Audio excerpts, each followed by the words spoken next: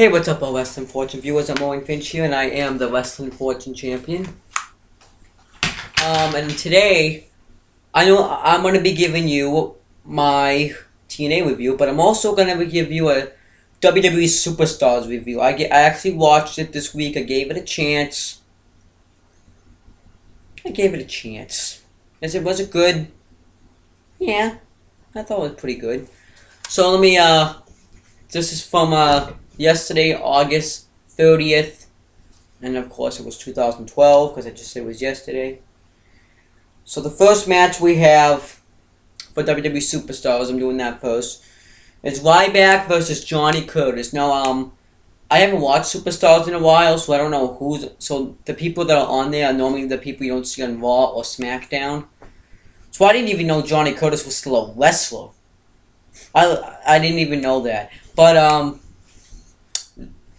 I'm surprised he is. I mean, the guy fucking won Season 4 of NXT, and he's fucking jobbing to Ryback. Yeah, because Ryback won that match. Ryback is... No, Johnny Curtis just sucks. Like, I don't think he should have won NXT. I think it should have gone to Derek Bateman. Or maybe, Byron Saxton, someone like that. I don't know why Johnny Curtis won. I mean, look what he's doing now. He's jobbing to guys like Ryback.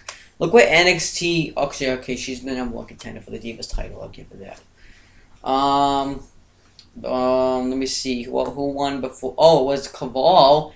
Where is he? He's released. And then we have Wade Barrett, who's injured, so he doesn't really count. NXT is not that bad of a show anymore. I'm just saying it used to be. But that match was kind of a bad way to start it. I don't like squash matches unless they make sense. Like, the first match Ryback had, that was a squash match, made sense because, he hadn't been wrestling on WWE anyways, in a televised match in probably about 2 years, maybe, since 2010, and he didn't wrestle at all in 2011. Well, he did, but it was like dark matches. So, yeah. So, yeah, that's all I have to say. So, yeah, the first match was, but get him real matches now. Put him against Brodus Clay. Put him against Dolph Ziggler. Maybe they actually will do that, though, because at the end of the match, after he hit his finisher, the little pump handle slam he does, he is still the move that's pretty much a Goldberg ripoff. He said, "Feed me championship." So I think he might be feuding maybe with The Miz for the Intercontinental Championship, or that was just a chant to chant that, since it's Night of Champions coming up. But if that's the case, I think maybe Miz will actually give him a match, and if that doesn't happen, fuck you, Ryback. So then we have Primo and Epico versus the Usos. Match of the night. This was the match of the night. This match, I think, was great. Like, it was just great. I don't think it was great. I just know it's great. We had some nice high spots from the Usos. They took control in the beginning. Then Epico and Primo started to take control. And I liked how I think it was Epico that was tied up in the turnbuckle. And Primo just takes him off, like in the Tree of Woes. Then they get tagged to Jey Uso, another Uso, and then I think it was Primo or Epico. I don't know because I can't tell. But they're dominating. We have one of the Usos get planted on the ground, like he gets pulled off his corner and his ribs hit the apron. Another Uso does this a splash, then gets hit with the backstabber by Primo because Rosa Mendes distracts the ref. Then Primo and Epico win the match. So this match was match of the night. I just don't know why aren't the Usos used a lot more. Like, these guys have talent. Like, they should have been tag team champions by now. These guys have mad talent. Like, these guys can go in the ring and probably make any tag team. Like, they made Epico and Primo Okay, they're both $1,000,000, but they could probably make Yoshitatsu and I'm just gonna throw these names. Trent Barretta, I'm just gonna say, look like $1,000,000. And yes, I do remember those because I watched the Raw DVD. Some people be like, oh, how do you remember those guys? It's because I watched the Raw DVD. So yeah, Epico and will win the match. I think they're heel now because they acted heel in this match. So let's go on with the main event. Alex Riley versus Jinder Mahal. Why aren't these guys utilized a lot more? Like, a lot of these guys that were on the show, except maybe Ryback and Johnny Curtis. Well, Johnny Curtis should, but they need to, yeah. Why aren't these guys? These guys should be utilized a lot more. They had a pretty good match. I like it when Alex Riley went to hurt him in the turnbuckle, and then Jinder Mahal gave him an arm drag into the turnbuckle. Then he threw him into the barricade. Then he dominated the match a little bit. Then Riley comes back with spinebuster, DDT, and the jumping DDT, and I thought it was over there. Then he goes to do something to Jinder Mahal. He reverses it into yeah, I think he went to kick him. Then they reversed it and he kicked the ropes. Then Mahal does the high knee and does the camel clutch, and Riley ends up tapping out. So Mahal ends up winning the match. Not a bad match, but these guys should be utilized a lot more. Like, look at the talent they don't utilize. Like, this is actually pretty good talent. We have Jinder Mahal, Alex Riley. They do utilize Epico and Primo, but not as much as they should. And the Usos, who they don't really utilize at all. Ryback, should they utilize him too much. Johnny Curtis, I think they should have done something after he won NXT, because him and R-Truth were supposed to go after the Tag Team Championships. Never happened. Still probably couldn't. Well, actually, no, because R-Truth won half the Tag Team Champions. But I think they just need to reinvent him somehow, get him noticed, get him against, like, matches against the guys on there. But Superstars isn't that bad of a show. I'll probably continue to watch it until I get bored of it again. But that wasn't a bad show for what I watched. Actually, no, I was about to say that's the end of my video, but I have TNA now to review. So let me get rid of Superstars. What the fuck?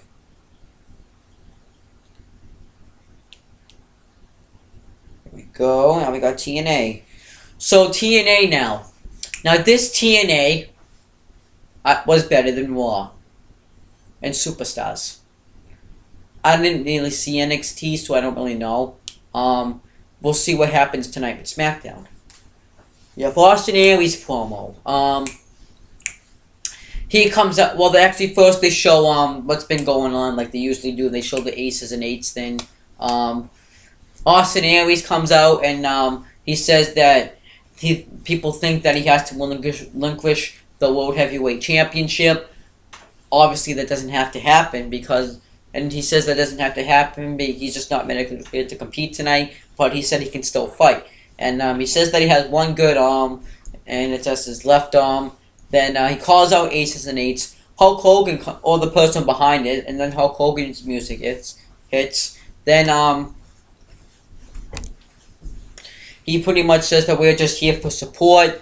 I guess we'll let you fight the aces and eights. I remember he said, I don't really remember exactly what he said, but he said that he's back running the show, so now you do what Hogan wants you to do. So then aces and eights cut to promo. They pretty much make fun of Austin Aries about his arm, and they say that they will be in the. They just pretty much say that they will be in the Impact Zone later in the night. Then we have. This actually was kind of funny. ODB backstage. She is calling Eric Young, because 2 months ago she sent him out to go get fried chicken and beer, and he hasn't shown up yet. So he's calling him. He says, she says, if you don't call me back in 5 minutes, you're done. 5 minutes later, if you don't call me back in 10 minutes, you're done. No, but she said, if you don't call me in this amount of time, so much time goes by, then I guess an hour later goes by, and she says that, bring me back the fried chicken. and that was really it. Then we have the next match. Rob Van Dam versus James Storm in a Bound for Glory series match. This match was pretty good. It was very back and forth, very fast paced. We have Rob Van Dam doing his high flying style, James Storm doing his in-ring wrestling. And the match ends when Rob Van Dam goes to give him a monkey flip in the corner. James Storm catches him with the last call super kick, and he wins the match. Then he gets interviewed saying that, how do you feel that you don't have, that you are now in, because he's in first place, but no matter what happens, because he has no more matches left, he's automatically going to be in the Final Four. How does it feel that you have now the opportunity to win the world title? He says, ever since I've been back here, I have said I'm gonna win this Bound for Glory series, and we gave my title, and I'm gonna. So yeah, then the promo kind of ends. Then that's really what happens after that. Then it's,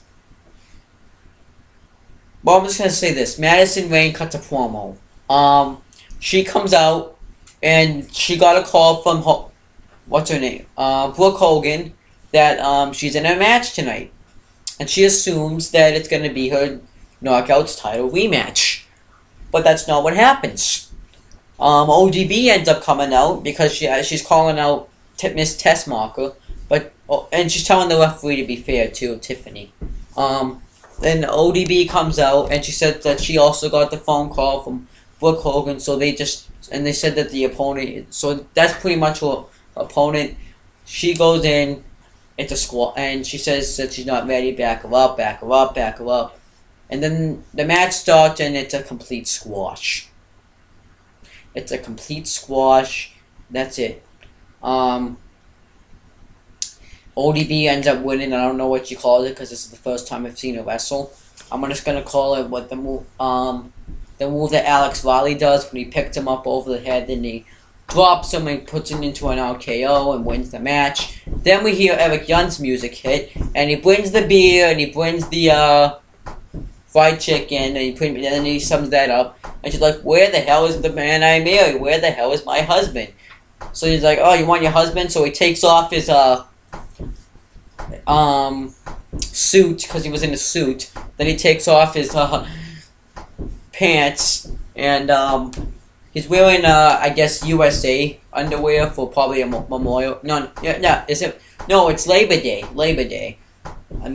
I didn't get that at first, so then they kissed, then the promo ends. So that was pretty funny, seeing him stripped like that. I knew that they wasn't going to show any of his body parts, like his dick and ass and stuff like that, but it's still funny that he did that. So that's really it. Then we have AJ Styles backstage. He's saying that he's going to beat Samoa Joe tonight and pretty much go into the Final Four and win the world title because he's happy that all this Claire Lynch stuff is off his chest. Then we have Gut Chat.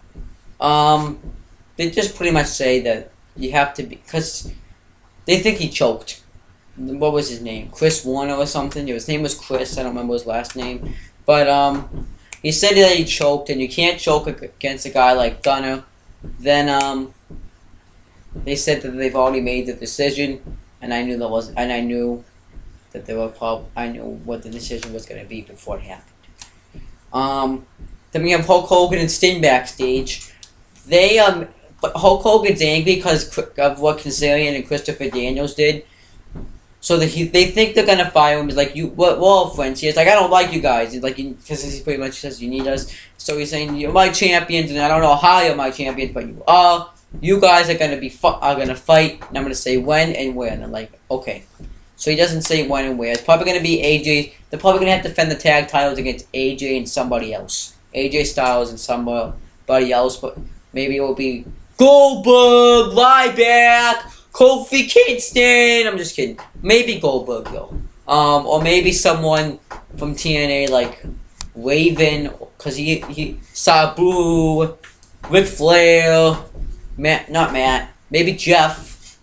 So yeah, Jeff and AJ Styles would actually make a good team. Austin Aries can't because he's the champion. So then we have AJ Styles versus Samoa Joe in a Bound for Glory series match. Good match. This match was a submission wrestling match. Styles did do some the match started off maybe a little bit slow. I liked it how Joe went to kick him out of the window and he blocks it. Then he drops kicks Joe out of the ring. AJ Styles goes for a suicide dive. And then Joe just kicks him and he's like, and then he just looks at the camera and like, yeah, that's how good I am. Then he gets him back in the ring. Then they go to more stuff. Then I guess Joe dominates. Then Styles does a comeback and he does this. And Joe gets the rear naked choke in. Styles reverses. And actually, I should mention that Samoa Joe did the STFU to AJ Styles, and then when AJ Styles tried to get the ropes, he grabbed his arms, and it's like an abdominal stretch, but it's on the ground. So I should mention that. And then he does his comeback. Then AJ Styles goes for like an armbar, doesn't hit it. So then he goes to do like a forearm in the corner. Samoa Joe catches him into like a choke slam. Then it's like a mixture of a choke slam and a rock bottom. Then he hits the rear naked choke. Styles reverses, hits an armbar on him, and he hits that armbar real tight. But unfortunately, his shoulders were counted down to the mat, and AJ Styles lost the match. So that was really it. This match was good though. So yeah, this match was really good. I really liked this match. This would have been the match of the night. But you'll find out later why this is not the match of the night. So let's get on with the next match, or next promo, whatever it is. Kurt Angle backstage. He's saying that he needs to win this Bound for Glory series match, or else he can't. He just pretty much says that he needs to win. He just pretty much explained that he wants to win. He wants that type world championship. That's all really he says. He doesn't really say anything special. Then we have the gut check decision, and and Taz says no, and yeah, they pretty much all say no. Al Snow didn't get to vote, and I don't remember who the other guy's name in the suit is, but Taz and that guy says no, and I don't blame him because he choked. This guy seemed nervous when he was in the ring. If they had said yes to this guy, then I wouldn't understand why they didn't say yes to Joey Ryan. But yeah, then we have, then after this, Joey Ryan comes in and says, "Gut check's a joke! Gut check's a joke!" And he's screaming this into a megaphone. It's like he kind of reminds me of Jimmy Hart in a way. He doesn't look like him. He kind of talks like him. And he kind of trashes things like Jimmy Hart used to. So that's who I think of when I think of Joey Ryan, Joey Ryan. So he even has the same name. Then Al Snow tries to hurt him because of what happened before during somebody's match. I forget his name. The last person that was in Gut Check that won. And he punched him. But the guy that said no, that's not Taz, but the other guy, holds him back. Then Joey Ryan throws, I think it's water. I'm just gonna say water because you don't really know what it is. But he throws some sort of liquid in his face. It's like a drinkable liquid. And then Al Snow chases after him. Then the guy in the suit is running after Al Snow so he can stop him. So that was pretty much it. I wonder if they're gonna have a match or if this is just a once in a while thing. They should really build on this feud. Unless Al Snow can't wrestle and he's just putting him over, or maybe you should just give him the contract because you should just give him the contract. Because he's been doing this for a while. It's gonna get old eventually. But then we have Jeff Hardy versus Kurt Angle in a Bound for Glory series match. And then this match was this was the match. This is why the AJ Styles and Samoa Joe match was not match of the night. This was the match of the night. This match was awesome. Jeff Hardy doing the suicide dive, drop kicks, Angle with the German suplexes. I thought it was over when Kurt Angle hit the angle slam on Jeff Hardy, pinned him, but he kicked out. Hardy hits the twist of fate, pins him, kicks out. Hardy hits the swanton. No, he twists away fate, then swanton, pins him, Kurt Angle kicks out. Kurt Angle gets the ankle lock in, Jeff Hardy reverses it. Jeff Hardy hits probably another twist of fate. No, he hits something. He knocks him down somehow. I don't forget. Jeff Hardy goes for the swanton bomb. You think Kurt Angle's gonna do that belly to belly off the rope, but Jeff Hardy knocks him off and gives him the swanton, and Kurt Angle gets pinned and loses. Then after that, Kurt Angle's kind of upset he loses, so he just leaves the ring. Hardy's in the ring celebrating. The announcer, I don't know his name, announces that the final 5 people in the Bound for Glory is Jeff Hardy, James Storm, Bully Ray,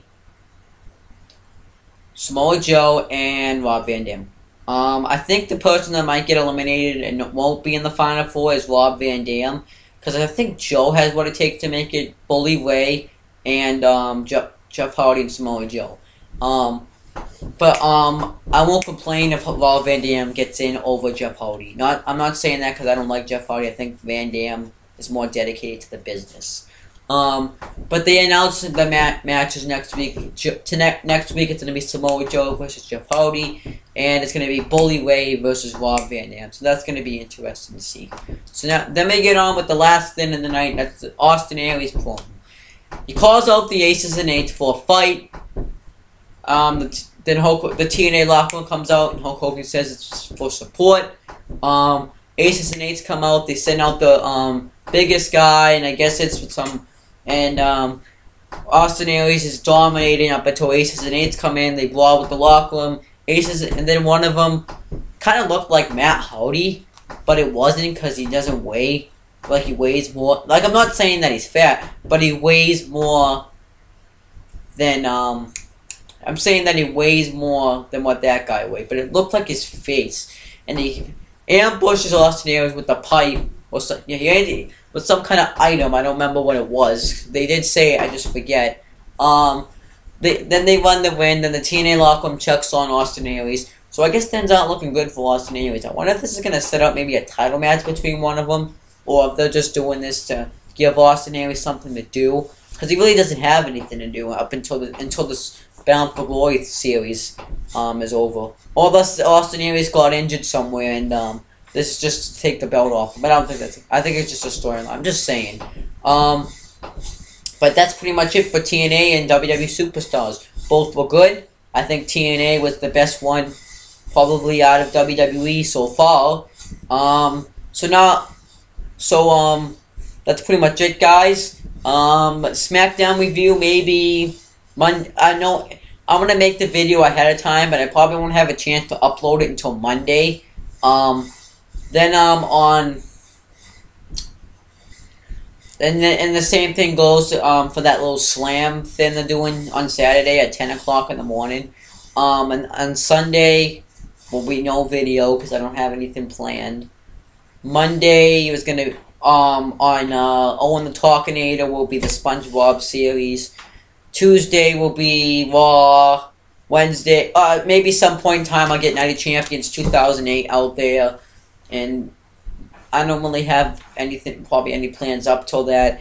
Probably Friday. Next Friday will be TNA and WWE Superstars, and next Saturday will be SmackDown. But that's pretty much it, guys. That's all I really have to say. Thank you for watching this video. Please subscribe to this channel. I always forget to say that. Just hit the subscribe button. Either it's up there, it's usually somewhere up around there. It helps me a lot if you subscribe to me. And thank you for watching this video, guys, and peace out.